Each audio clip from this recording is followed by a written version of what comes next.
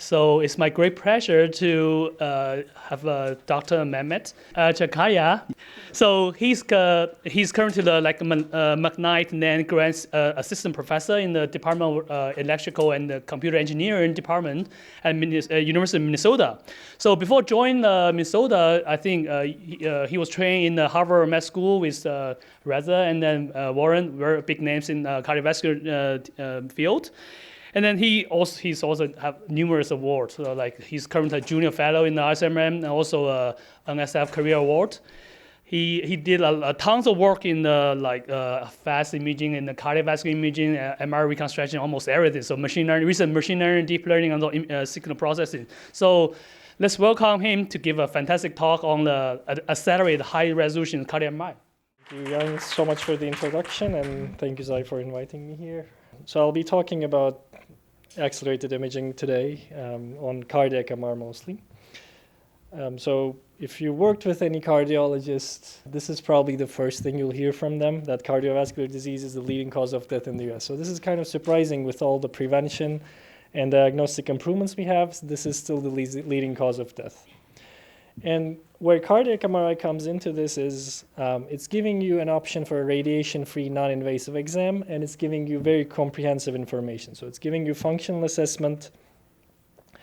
It's giving you myocardial perfusion, so that's when you try to see if there's any perfusion defects in the heart. It's giving you tissue characterization, so if there's scarring in the heart or diffuse fibrosis, it's going to enable you to detect these things. And it's giving you coronary imaging, so if there's a stenosis, you can do anatomical scanning to get where these stenoses are. The problem is we keep talking about the low efficiency of MRI, but with cardiac MR, this is actually kind of amplified. And the reason, and one example of that could be, you might be getting a 10-minute scan. So this patient will be there for 10 minutes, but the actual portion of the scan where you do the data acquisition is only 20 seconds. So the reason for this is, yeah, you still have to sample the case baseline sequentially, but you also have to do that in the presence of cardiac and respiratory motion. So you can see the cardiac motion on the left. So there's this movement, and you want to image when there's little movement, or you want to depict every cardiac phase differently. And you also have to make sure that you're imaging in the same respiratory phase that you're dealing with. So cardiac MR is really where you want to reduce the scan time. So that's why sort of cardiac MRI people have been really good at adapting new imaging techniques into clinical work, because any speed we can get, we'll take it. Okay, so today I'll basically cover two blocks of things. So I'm going to call these clinical, preclinical, which will be parallel imaging, which everyone knows. So that's going to be really quickly glossed over. And then compressed sensing and regularized reconstruction, where I did a lot of work earlier. And emerging methods, where I'll talk about simultaneous multi-slice imaging, which won't be so exciting for the brain people, and deep learning for reconstruction. Okay, so parallel imaging, everyone who worked on MRI knows this. You sample below the Nyquist rate, you're going to have artifacts. So to remove those aliasing artifacts, you'll use information from multiple receiver codes for reconstruction. And maybe multiple methods exist. Most commonly, you'll use either SENS or GRAPPA. So if you have a Siemens system like here, it'll be using GRAPPA. If you have a Philips system, it'll be using SENS. And G will use some hybrid of those two. And then the typical acceleration rates you can get are 2 to 3-fold in 2D imaging and about 4-fold in 3D imaging. And the kind of artifacts you would get is a fold-over artifact. And you would also get noise amplification, because these reconstruction methods are linear. One good thing about that linearity is, though, we know exactly how the noise amplification is going to work. So you know how the spatial noise amplification will change based on the coil geometry, and that's what is called the G factor, or the geometry factor. Okay, so this is, without doubt, the most clinically used CMR acceleration method. If you look at the Society for Cardiovascular Magnetic Resonance guidelines, they'll always include a statement saying use parallel imaging when available. So this is pretty much standard for us. Now, compressed sensing came about maybe a decade ago, and this was sort of an alternative technique. And Matt briefly touched on this. The idea behind this is that images are compressible and transformed. So if you take this coronary MRI image, and then you look at its wavelet transform, you can see that a lot of these coefficients are dark. So they're very close to 0, so you don't really need to know them. So you can just set them to 0 and get away with it. Or you can look at the finite differences, which is the spatial gradient of the image, and you'll see something similar. Okay, so the reason why this was sort of embraced by the community was there's a math theory behind it, which is what I worked on during my PhD. So the idea is you'll have these sparse vectors that are a lot of zeros in their coordinates and a few non-zero coefficients. So let's say there's k non-zero entries. Then you'll take a measurement, so you'll subsample this. So if this was fully sampled, this would be an n by n matrix. Now we're dealing with an m by n matrix where m is less than n. So you'll get this nice mixture of those things, that is your measurements that you're going to observe, and then you want to recover this original signal x. So obviously, if you've done any linear algebra, there are infinitely many solutions to this system because you have fewer equations than unknowns. So what you do is you put this constraint. You say, I'm going to pick the solution that is going to have the least number of non-zero coefficients. So there's a reason this sort of works, and that's based on some random subspace arguments, usually to say that things will be orthogonal in high dimensions, but there's a math theory behind why this should work in most general cases. What that tells you in MRI, though, is that you should do what's called a random subsampling. So that'll look something like this. So this is a 2D cut from a 3D acquisition. So these are showing the two-phase encoding axis, and the frequency encoding is into the board. So that is fully sampled. These two are undersampled in Cartesian. And then the kind of artifacts it would give you would look noise-like. So these are incoherent artifacts, so we can remove them using this compressed sensing approaches. And compare that to what you would get in parallel imaging, which would just be uniformly spaced sampling, which would just give you fold-over artifacts. These are very structured artifacts, so you cannot remove them using the same ideas. Okay, and we also do something called variable density undersampling, which means the center is more tightly sampled and the edges are less sampled. So putting those all together, we can go back to some math, and that gives you a measurement model like this. So the A matrix is what is called the encoding matrix. So Matt also talked about this. And it requires incoherent undersampling in this case. So that's usually random Cartesian or some non-Cartesian acquisition schemes. And then what you solve is an optimization problem. So you'll have an objective function that's going to look like that. It's going to have two main terms. The first term is going to say, whatever I'm reconstructing should be consistent with the measurements I have. So my solution that I find, the x, if I run it through the forward encoding system, it should give me something similar to the measurements I already had. This next parameter, lambda, is a regularization parameter that's in compressed sensing heuristically set, and this is the regularizer. So this is going to say where the data is going to be sparse and how you're going to enforce it. So you could say, I'm going to enforce my sparsity in my wavelet transform domain, and you would design a regularizer like that. So this is solved iteratively, alternating between this enforcing that data consistency and enforcing that regularizer, which essentially boils down to some sort of denoising approach. Okay, so we can look at this iterative process really quickly by doing a very simple math tricks. So what I'm going to do is I'm going to take that same problem. Now I'm going to change the variable here, but enforce that x and z should be similar. And then that I could take it back to an unconstrained optimization problem. And then you can get an iterative solution. The exact form doesn't really matter, but this is saying one term is going to give you denoising, and then the other term is going to give you data consistency. That's how we get that iterative process. That is usually the time-consuming thing that people complain about. And this regularizer is what people have really worked on in terms of compressed sensing research. So this data consistency term is pretty well understood. It comes from your forward encoding model. But this guy, you can choose many different options for that. Okay, so when this started in cardiac MR, people just took ideas from previous research like KT Blast and KT Sense and applied those. And the first thing that people did was apply this to dynamic MR problems. And for cine imaging and for perfusion imaging, what they used was essentially frequency transforms in the temporal domain to sparsify the data. So this assumes that data doesn't change in a lot of the pixels because this chest wall is not going to move during your cardiac movements. So you could Fourier transform along those dimensions and sparsify the data. And similar ideas in perfusion.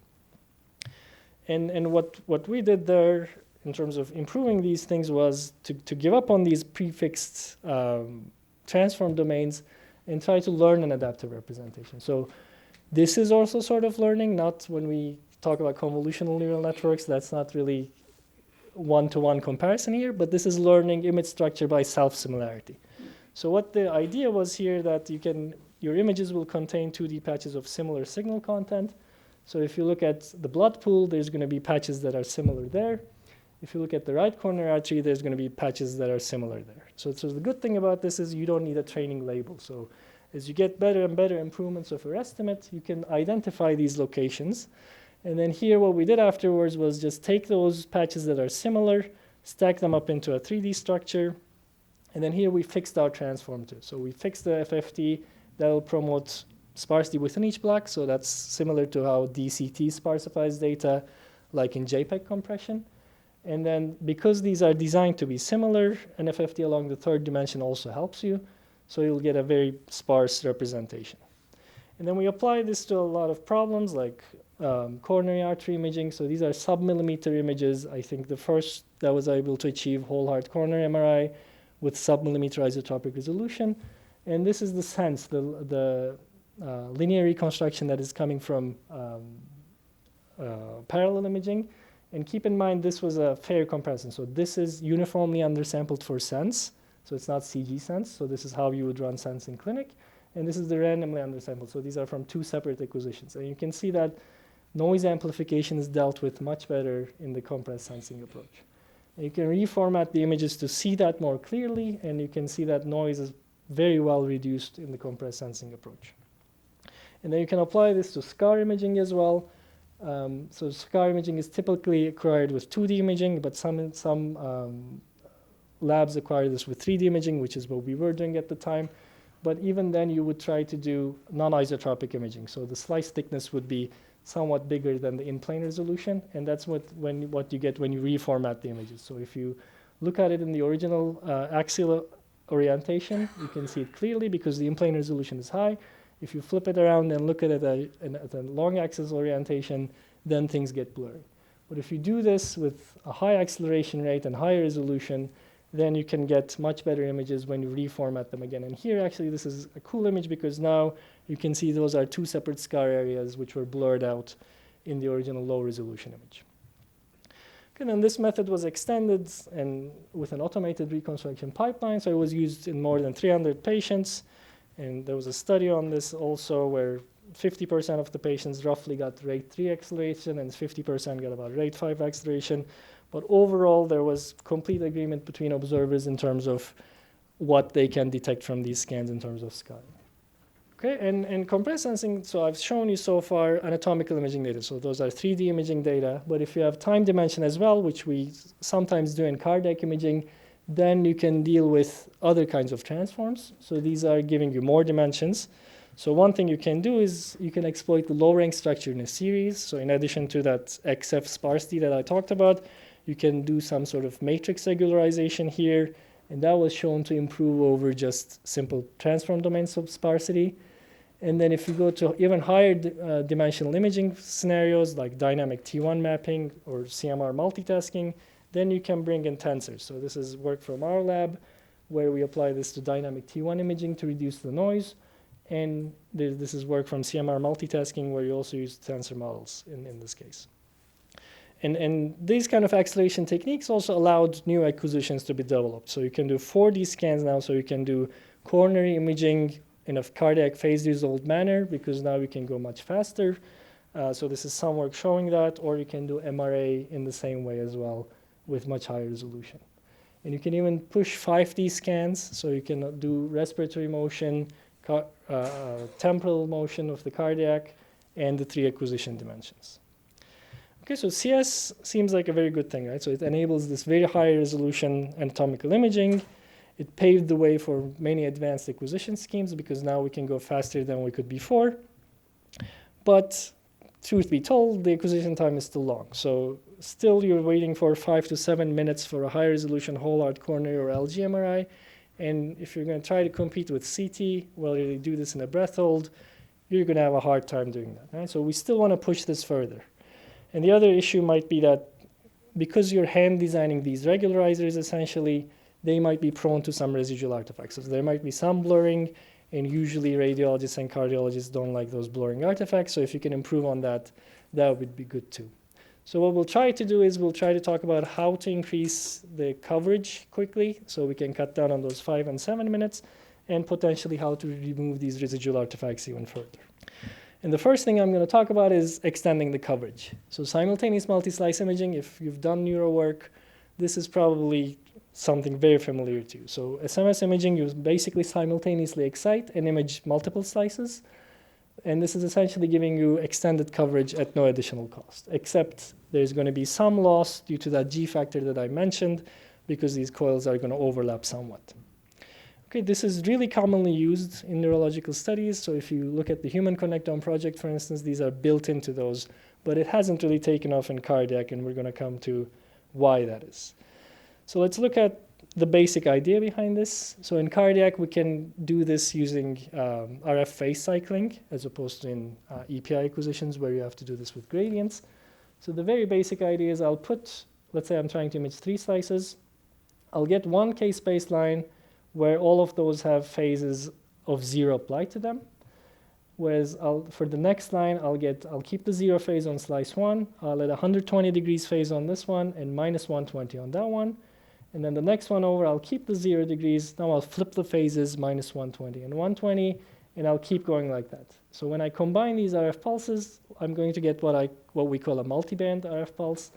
And then what these phase shifts are doing is essentially shifting the images in image space, right? So when I modulate it with these kind of phase cycling, this essentially shifts this image by field of view over 3 in this direction, and then the last slice will be shifted by field of view over 3 on that direction.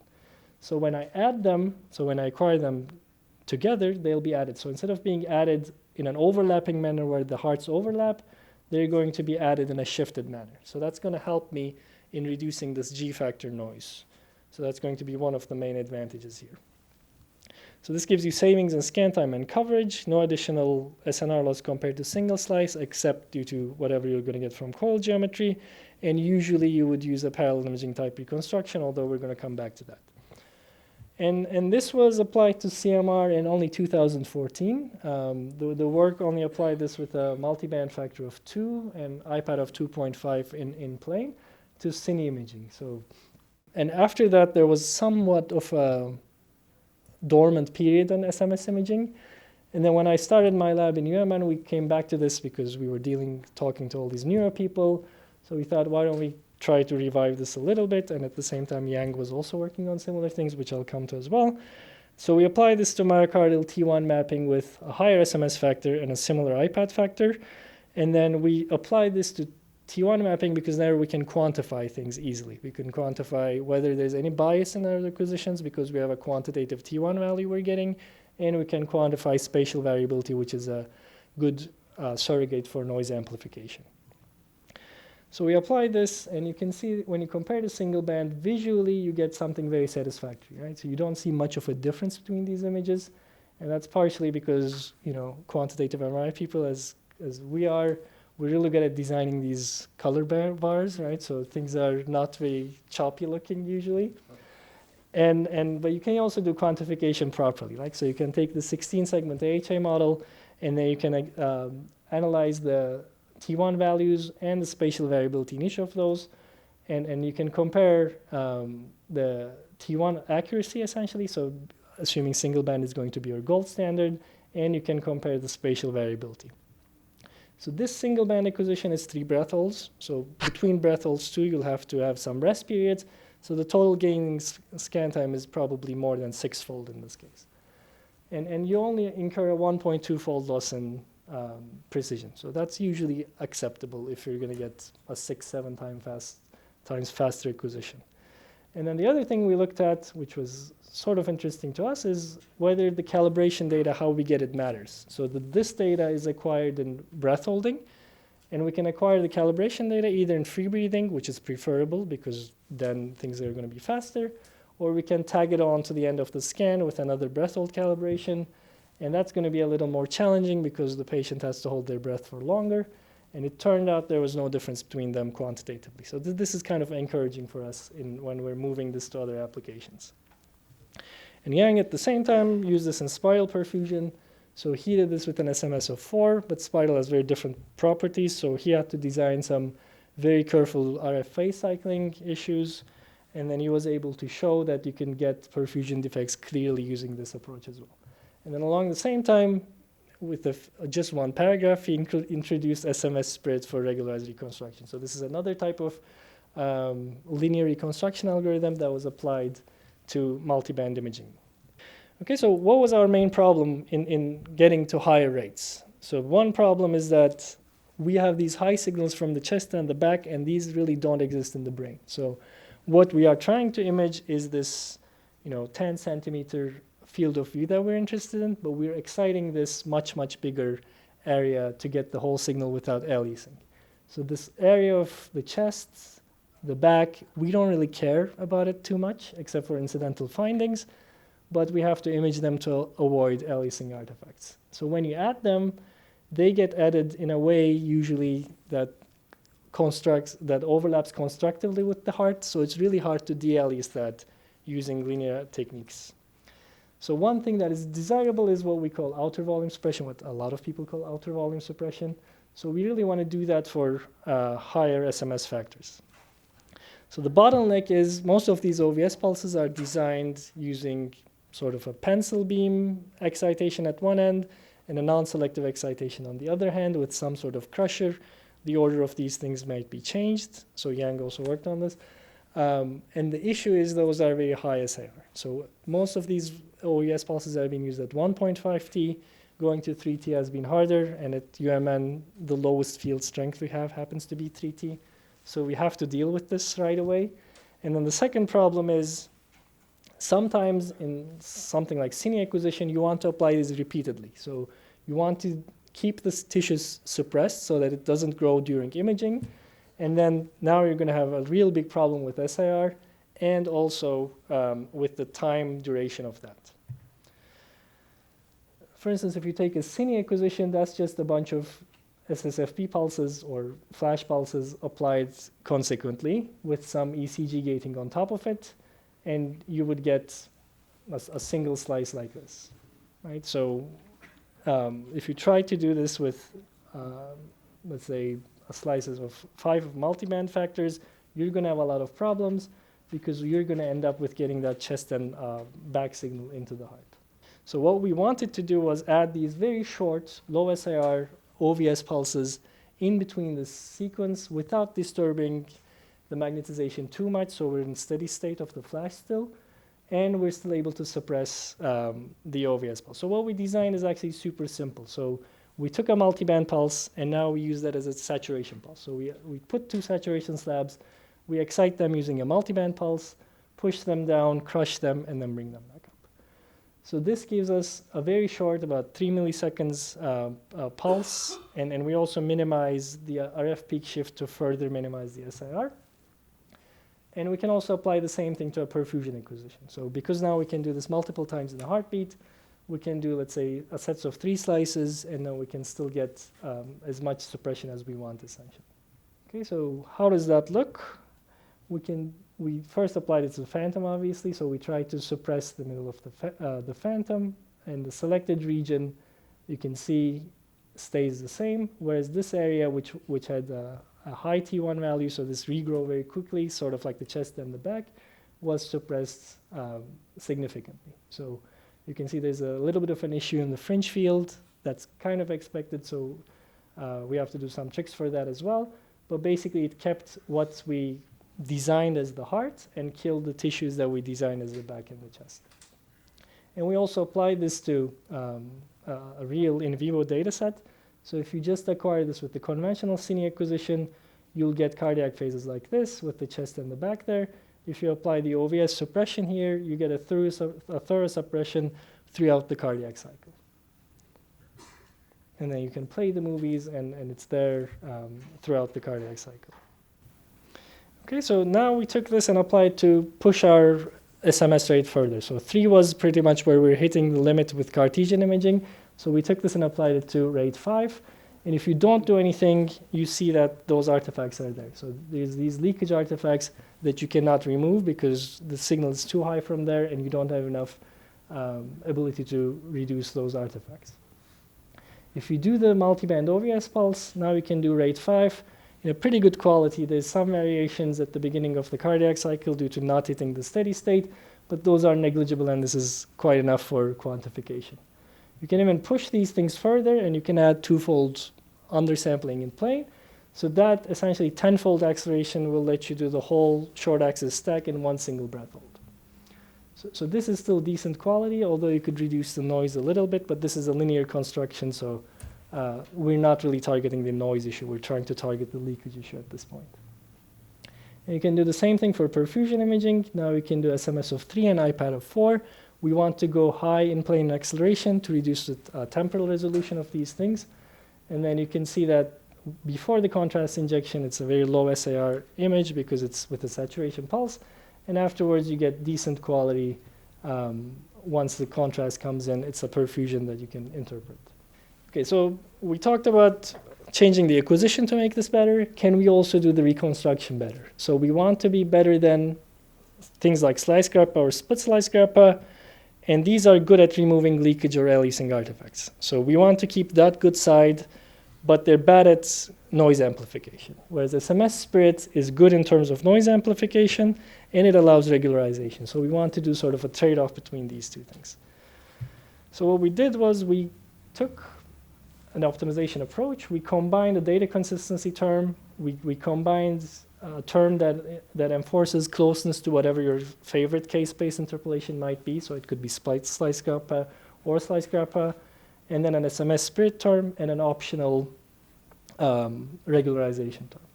So when we apply this to T1 mapping, you can see that even visually, you can get some improvements in terms of the homogeneity in the septum here.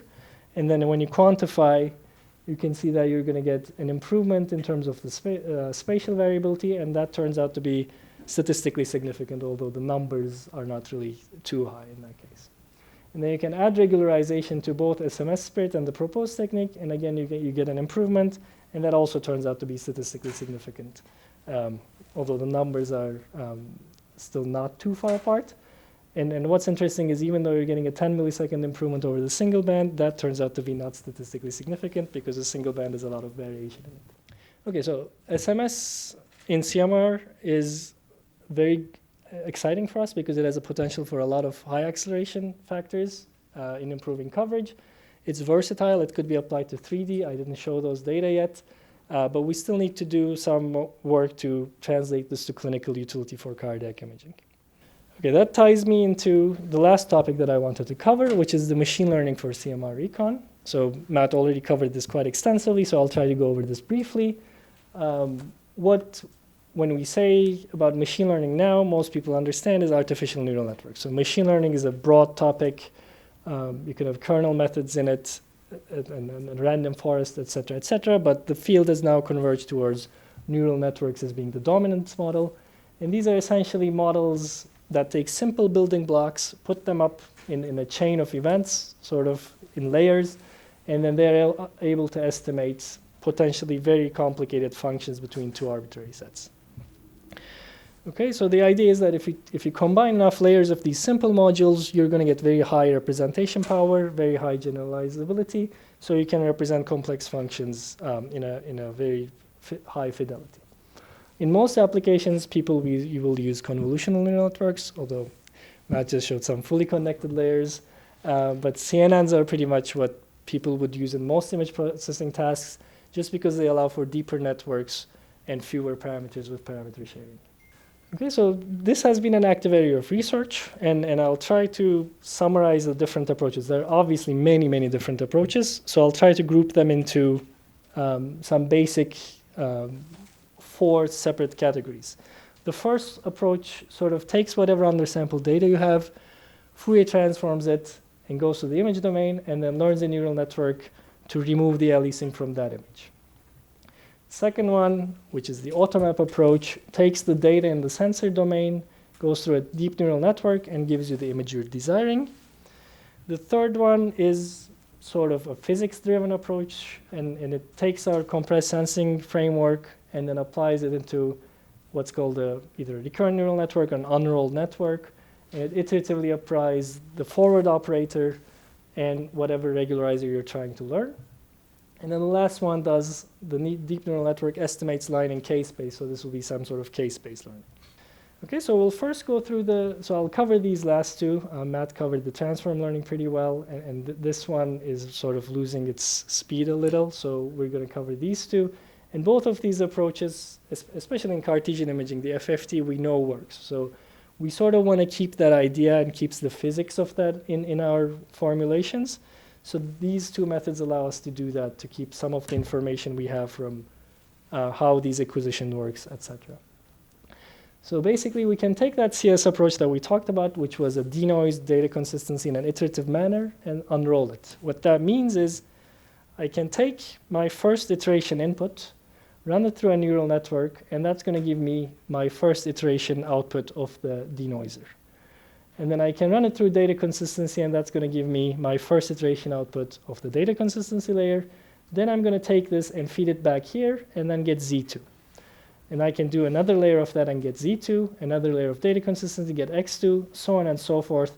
So I've just essentially taken this thing that was an iterative procedure. I've decided I'm going to run it, let's say, for 10 iterations, and I've unrolled this network into a feed-forward network. So there's now no longer an iterative procedure, but a feed-forward network that we're used to. Now, the thing is, the data consistency takes into account everything we know about the forward operator. So we don't have to relearn what the forward operator does. We can just build it into the system, and it's going to try to do, let's say, a gradient step based on that forward operator description. And then the ANNs, we can train them. So these are going to replace those hand-tuned wavelet transforms and transferred models and et cetera that we did in compressed sensing. We're just going to say we're going to learn these from data now instead of trying to design them. And this ties into, again, something Matt said. So now the ANNs allow us to learn essentially nonlinear surfaces. So when we were designing these using wavelet transforms, et cetera, those were essentially linear subspaces. So that gave you a representation that is sort of limited when you're trying to describe a big image class. But now, because ANNs have nonlinearities in them, you can allow them to represent more surfaces that are nonlinear in nature, which might be a better fit for images that we deal with. So I'm going to show a work from the KCL group in this case. So they've taken this idea and they've applied it to cine images, although they did the training on DICOM, so these are really high quality training data. And what they did is essentially take, just like I said, a block of CNN that's going to do sort of the denoising, which is just going to be layers of convolution and ReLU, and some residual skip connection here. And then that feeds into a data consistency layer, which is just enforcing that the Fourier transform of the object will have the same k-space points that you acquired. And then they do this for 5 layers. So they've unrolled this iterative network for 5 layers. And then they're able to get really high quality reconstructions. If this movie plays, oops. Well, the movie decided not to play. But basically, even in the simple image, you can see that the CNN reconstruction matches the ground truth reconstruction. This was going to be a cine movie that shows the heart moving through the cardiac cycle, but hopefully the single image convinces you that the quality is pretty good. So we have done some work on this as well, although not in the heart yet, so I'm not going to show it. Basically, you can do clever ways of doing data consistency or designing better neural networks than just simple skip connections to get training from fewer data sets, especially in cardiac imaging where you might not have access to a too big data set. Now I'm going to jump into the k-space learning, which is going to replicate what we know about parallel imaging. So just like in parallel imaging where we can interpolate the k-space, we can do that using deep neural networks. So the idea here is to not use training databases. So I'm just going to step away from that idea, and I'll come back to why we did this. And the goal is to train scan-specific neural networks from calibration data that you would acquire with that scan. So normally what you would do in linear parallel imaging is you would do the same thing. You would acquire these calibration data, train an interpolation function using a linear convolutional kernel. Now we're going to do the same thing to interpolate missing k-space lines, but we're going to use a small neural network to do that. So this extends GRAPPA's linear convolutional kernels to neural networks, And the hope is by adding these nonlinearities in the system, we can represent a function better with smaller number of parameters, so you can do some noise reduction. And the naming is consistent with the alcohol tendency in our field. So this is a drink from Turkey, my original home country. So we're trying to match that grappa idea with that as well. Okay, so we apply this to cardiac MR and to a very high resolution and very high acceleration T1 mapping scenario. And the thing is, you can't acquire the scan with a fully sampled data. So you don't have labels for a scan like this, because there's no way to acquire this data with that resolution without acceleration. So what we do is we compare these two reconstructions, and again, we can do this quantitatively. So there's no difference in the T1 estimates, but there's about 40% improvement in spatial variability, and hopefully that's visible to you, especially in the low SNR images. Again, the benefits of neural networks, just like in AutoMap, comes in applications where it's SNR start, where the resolution is high, where the linear method breaks down essentially, and you can show that the neural networks are much adapted dealing with noise in those cases. Okay, so we can also extend this to other frameworks that are used in linear processing, like the SPIRIT framework, which enforces self-consistency among coils. And what this allows you to do is go for arbitrary sampling patterns, so you can do random sampling with this, and you can bring in regularization if you want. So that would give you, without the regularization term, a system like this, which enforces data consistency again, and then this enforces coil consistency among the multiple coils you have. Now, the important thing to note is we're using a CNN operation instead of a linear matrix to do that in this scenario. And then you have to solve this again with a nonlinear gradient descent, and that will give you a reconstruction of the whole image, of the whole case space. So in this case, we can acquire a fully sampled reference because this is a small targeted coronary MRI scan. So we just did that with different acceleration rates, and on top is the linear method, and on the bottom is the nonlinear method using the CNNs. And you can see that the noise amplification is much gracefully dealt with in the CNN method. It can essentially go up to rate 4 in a decent manner, and you're not really getting any blurring artifacts from that. And this is without regularization so far, so you can put regularization on top of that. And then one other thing that we're looking into is, can we even reduce the number of parameters in the CNN further? So we don't want to get too much calibration data. And we also want to understand what exactly we're removing. So the noise gets better. So we're doing some sort of estimation better than the linear process, but can we actually know what we're doing better? So this idea is taking that approach, and my student's going to talk about this in ISMR in an oral presentation, is to use a residual network architecture.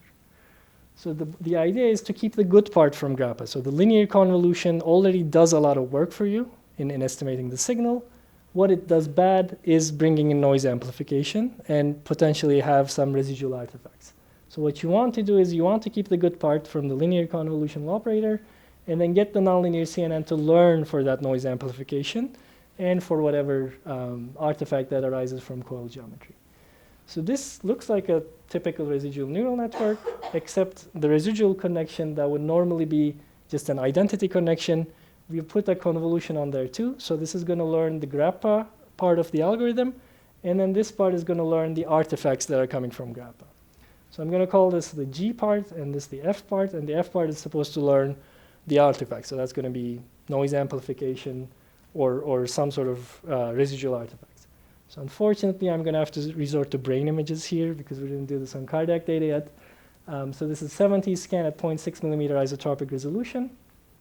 If you do rate 4, rate 5 with 2 averages, or rate 6 with 2 averages, because if you just do rate 5 or rate 6, the baseline SNR is too low, so we got this with 2 averages. grappa does okay at rate 4, but then artifacts start popping up in terms of noise amplification at rate 5 and rate 6. The RAKI algorithm that I showed, which was the original algorithm that we had, reduces these significantly, and we see that the CNN does something, but we don't quite know what it does. With this residual framework, you're essentially matching the same quality with the original RAKI algorithm, but you can look at the components separately. So it has this linear component, which is essentially doing the same thing that grappa does. And then you have that nonlinear component, which is essentially finding a G-factor looking map. So if you were doing the pseudo-replica method, which Phil had developed and done one iteration of that, you would see a map like this, right? And then it is exactly doing that, but not just in magnitude, but in phase and removing it. Okay, so and at higher than rate 4, at all these rates, you see some improvement with this and no blurring artifacts, importantly. So the reason we got interested in this was because of a simultaneous multi-slice imaging application. So we took a fMRI scan with a very high SMS acceleration rate. So normally you would do this with an SMS factor of 8. We pushed it to 16. And then what we saw is two things, because in fMRI, your calibration data is not good. It's an EPI acquisition, so it has ghosting artifacts on its own. So there are artifacts there. And then what we saw was RAKI was picking these up. So it was overfitting in those cases and giving you somewhat blurry images. But in this case, the grappa was also not usable because it had too high noise acceleration. But this one, which has a separate linear and nonlinear component, is able to do something really good. So it is able to keep, let's say, the ventricles are clearly visible without blurring here. There's minimal noise amplification compared to grappa. And if you look at the separate components, you can see that the grappa component, the G component, really matches the grappa reconstruction. And the noise component removes a lot of residual aliasing that would come from in between leakage of the slices, as well as some ghosting that comes from the ACS data itself. So this gives a visual improvement over both methods, the grappa methods in terms of noise amplification and the original RAKI in terms of details. So it's an exciting direction that we're going to see more about cardiac imaging. Okay, so some challenges remain, especially when we take these ML approaches and apply it to cardiac MR. One question is, well, in parallel imaging and closed form regularizers, you know what kind of artifacts you're going to get. So if you give me a parallel imaging reconstruction, I expect to see some G factor noise, and I know what that is going to be. And if it's a closed form regularizer, like a total variation regularizer, I expect to see some sort of blurring that I'm used to seeing. If it's a wavelet, I'll see a wavelet blip. These are artifacts that we're used to seeing. In neural networks, how do they look? Are they residual aliasing? Is there a blurring there? Is it just giving me something that's visually pleasing but maybe blurring out some of the features? So we don't really understand the exact form of artifacts that are associated with it. And then there are some questions that have been raised on training databases, especially in the image processing community. So what if you train this on a lot of images and suddenly you get a patient with a very different image feature? So in that case, how would you do in terms of your regularizer? Would you blur out something?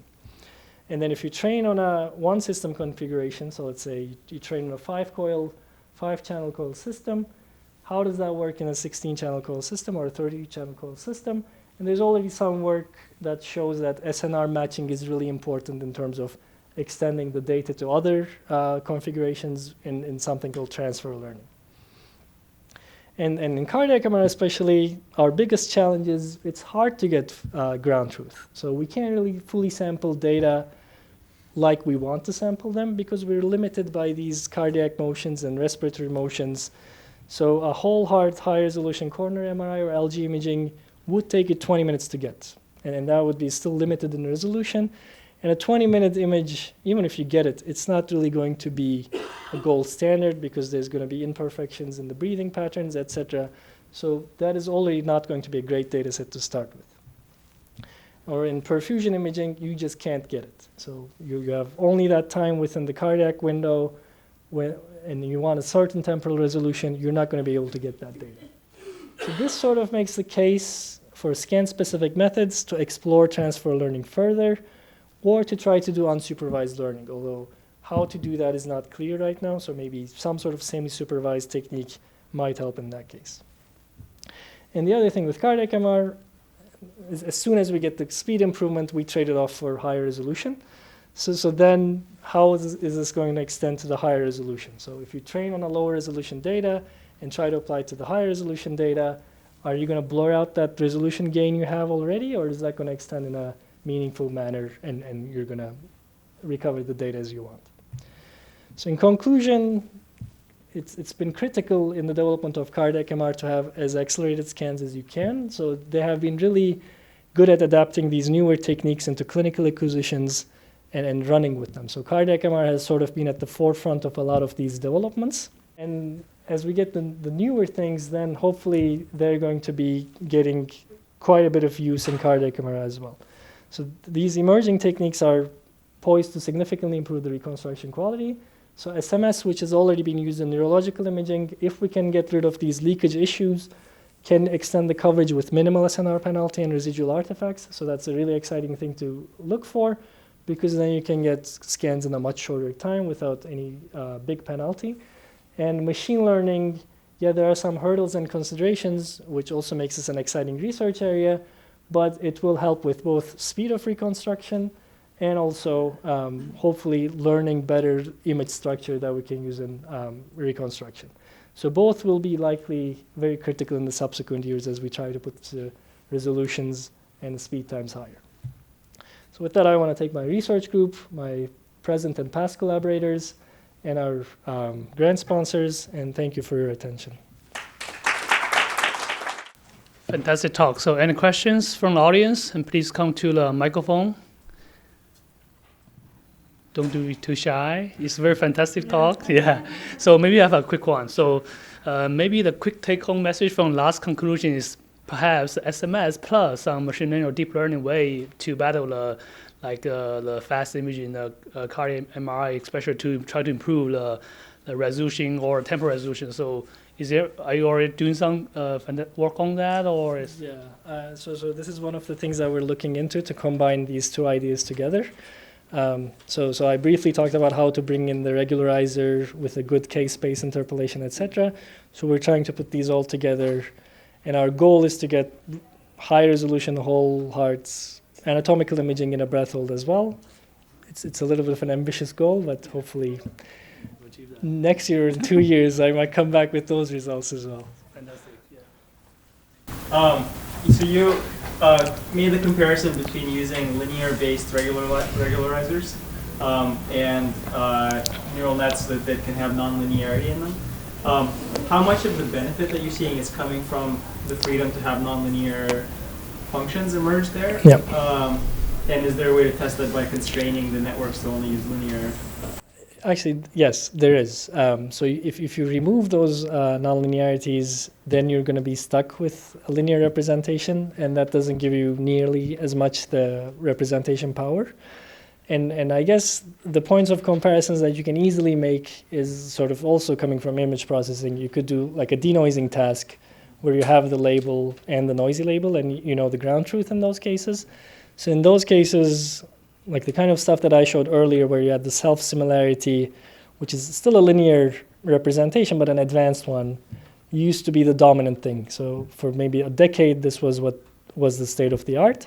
And now with the nonlinear representations coming in, you can beat this by about 2-3 dBs. So things have really improved once you're able to bring in these nonlinear constraints, especially in terms of sharpness. So you're able to keep the edges much better compared to the linear methods in those cases. Great. All right. So this next speaker again have some wonderful gift for you. So this is really good. Thank you.